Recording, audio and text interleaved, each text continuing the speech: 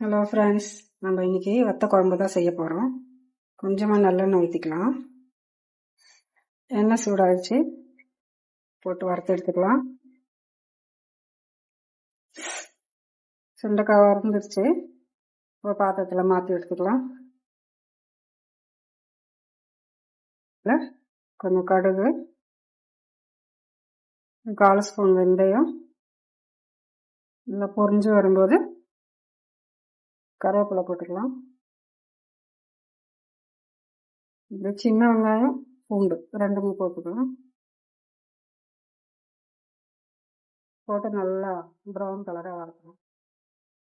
பாருங்க, brown colour ஆகிடுச்சு.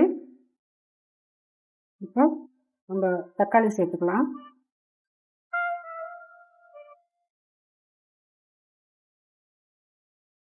கால் spoon மஞ்சத்தூள், 1/4 ஸ்பூன் உப்பு போட்டு நல்லா கலந்து வச்சுக்கலாம். அது நல்லா குழம்பணும்.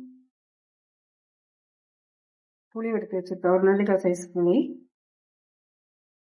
பாருங்கள், நல்லா குழஞ்சிருச்சு. இந்த ஸ்டேஜில் குழம்பு மிளகாத்தூள் கொஞ்சம்,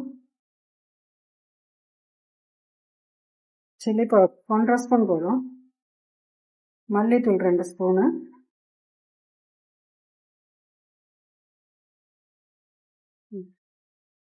பச்சை ஸ்மெல்லு போகிற வரைக்கும் கொஞ்சம் வதக்கி கொடுக்கணும். எண்ணெய் பிரிஞ்சு வந்துருக்கு, புளி தண்ணி ஊற்றிக்கலாம்.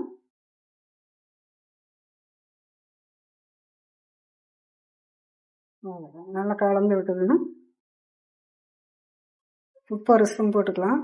நம்ம ஏற்கனவே 1/4 ஸ்பூன் உப்பு போட்டிருக்கோம். கொதிக்கட்டும், மூடி வச்சிடலாம் கொஞ்ச நேரம். பாருங்க, நல்லா கொதிச்சிருச்சு, எண்ணெய் பிரிஞ்சு வந்திருக்கு. பாருங்க, நல்லா கொதிச்சிருச்சு.